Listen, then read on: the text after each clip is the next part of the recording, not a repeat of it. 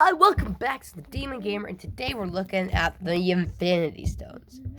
Um, I'm ultimately this is an opinion video, so do not to get them mad at me for talking about the stones in some actual virtual way. Now it says the snap, and this kind of asserts what the stones are, what they are. Mind to discern life, reality to erase the physical body, soul to take life. Power to execute this massive task. Space to reach the whole universe. Time to take all life at once. So I'm assuming each stone does have it, and I do not completely agree with what the stones can do here. I'm thinking this is more of a lie than what this thing wants us to tell.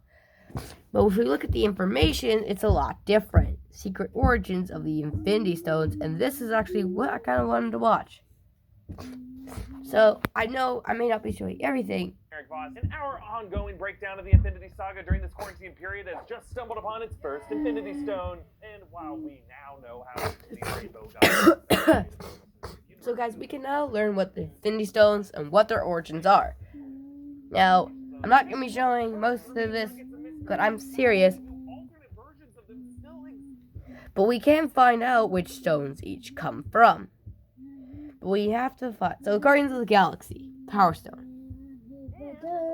Space Stone's backstory gave us the origin of Captain Marvel. Other Stone's backstories appear to be the basis of upcoming MCU Phase 4 titles. The shows have been delayed, but not forever canceled. So let's look backwards to break down the origin of each Infinity Stone and what those origins could tell us about Phase 4. And let us start with the stone Thanos started with in Infinity War, the Power Stone. In the first Guardians of the Galaxy film, the Collector explained the origins of all the Infinity Stones. So what we see here is that Power Stone started with Guardians of the Galaxy, so I am correct on that.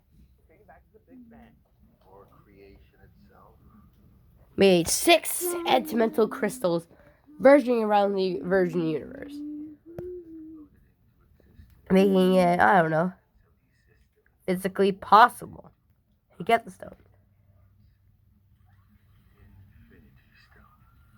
The Collector pointed to one ancient user of the Power Stone, a celestial believed to be Isan the Searcher. Isan used it to wipe out an entire civilization. And then later, the Collector explained. So I am actually correct on that. Power Stone collectively, but they were all destroyed. This resulted in in the orbit. And Nikki and me. So what does this stone represent? Now, what does this stone represent? Well, it shows that you can destroy almost every life with it. But what this stone represents is that it can resemble this. And what does this mean that you can destroy almost all life with it? But please. Keep that lineage intact. Ego could be the son of Isan in the MCU. Maybe it was Ego who stole the Power Stone from his father's dead king. So what happened to Ego? Well, Ego claimed to have no memory before his spontaneous existence as a queen. So I'm not saying that this actually works to that extent. That, the Power Stone can destroy entire planets. And it's worth a notable mention. But there's not too much that we can learn from this stone. There's not too much point in learning stone when, not too much evidence is to back it up for. Now, can we please move on? We don't know exactly if the Stone of Love and Thunder is the one that's gotten most screen time so far in the MCU, the Space Stone. Odin hid the Space Stone in Norway in the 10th century, but Ragnarok suggested an earlier history on Asgard with Hela recognizing the Tesseract. That's not bad. Now, we don't know exactly how the Space Stone ended up in Asgardian hands to begin with, but isn't it an interesting coincidence that the Asgardians have the unique power of the Bifrost, allowing teleportation anywhere in the universe, which is also the power provided by the Space Stone? I know, in comics lore, the Space Stone and the Bifrost are different things. I'm just saying, I could definitely see the MCU retconning them into having the same source of power. Thor's Stormbreaker also has the power of the Bifrost. Perhaps that will be explored along with the other mysteries of the Odin Force as they pass pass along to Jane Foster in Thor: Love and Thunder. It ain't always easy to keep these daily doses of distraction coming at you from the Blue Dungeon. But War what II. do we know Sometimes too I like to much? fall asleep in here, And it's very disorienting to now wake the up Space with Stone is blue. Anyway, the best physically, way it for can you help. to get an extra energy boost is with Bang Energy. And thanks to Bang Energy, So let's look at the Reality Stone. Space Stone. Thor: The Dark World opened with a prologue explaining the ancient history of the Dark Elves of Malekith, who in 2988 BC sought to exploit the convergence of the Nine Realms to warp all of reality into darkness. Such evil was possible through the power of the ether, an ancient force of infinite destruction. Malekith turned the Reality Stone into the liquid sludge ether form after finding that stone buried deep in the bedrock of Svartalfheim. Perhaps it crashed there after the Big Bang, and then after Malekith's attempt, Odin's father, Bor, confiscated the ether and hid it on Asgard. Now the next Infinity Stone with mysterious origins is the Time Stone. From what we know, the Time Stone has been in the possession of the Masters of Mystic Arts contained in the Eye of Agamotto. Agamotto was an ancient sorcerer who forbade usage of his eye necklace, though later Cagliostro was permitted to study the artifact and he inscribed all the spells in his land. That doesn't mean the Time Stone has always been on Earth. The post-credit scene of Guardians of the Galaxy Volume 2 revealed a group of Ravagers with Kruger, a Lem who's a sorcerer using similar spells as Doctor Strange and his other buddies. And that's because in the comics, Kruger is Sorcerer Supreme in an alternate future, but in the MCU, he presumably belongs to the same network of Mystic Warriors, a network that could expand far into the galaxy. So the Time Stone could have fallen into the hands of other extraterrestrial mystics in ancient times, and then passed along until it got into Agamotto's hands. In history, we could see recorded Guardians of the Galaxy Which would be a Volume 3 human, of and Doctor it could be Strange possible, Madness. but Now, on to the I Loki refuse to Stone, disagree with which that got its theory.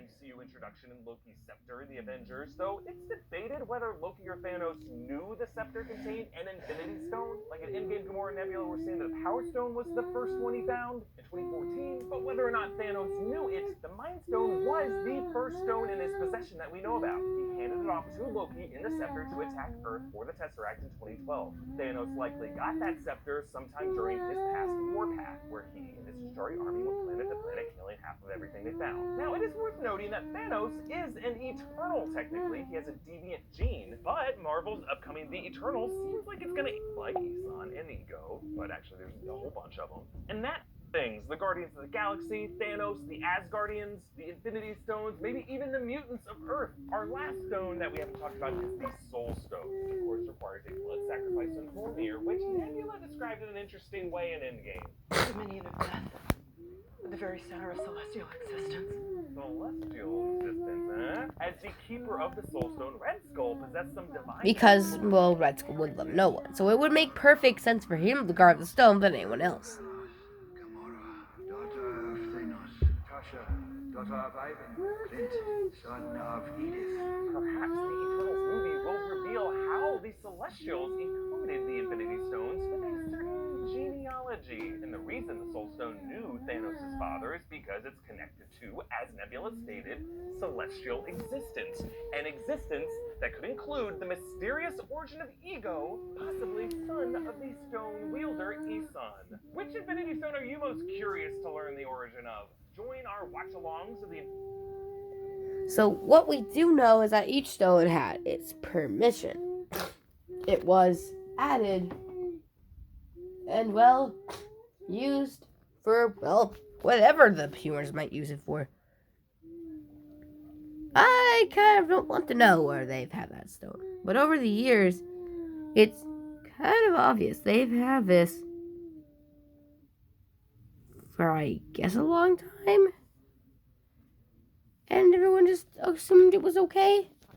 Every stone that we see, everything that we see, every single thing that they see, everything that we know is powered from these three stones. And I enjoy the stones very much, and that is an opinion altogether.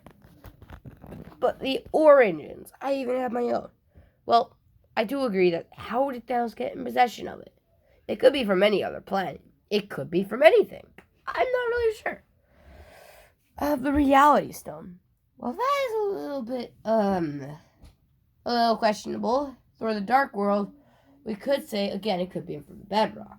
It could be anywhere. The Mind Stone is a little bit of mystery where it was. The Soul Stone was on that place for, like, I don't know how long. We're not even gonna count that because I don't want to know. We have the Power Stone, which next on our list, well, it's found on many circumstances to be in the Temple of the Power Stone, the Space Stone, and yeah, it was basically kept in the Asgardians. And then we have the Time Stone, which could be from anywhere. Okay, that's my opinion on the stones. Hope you guys enjoyed this 10-minute video. See ya in the next one. Peace out.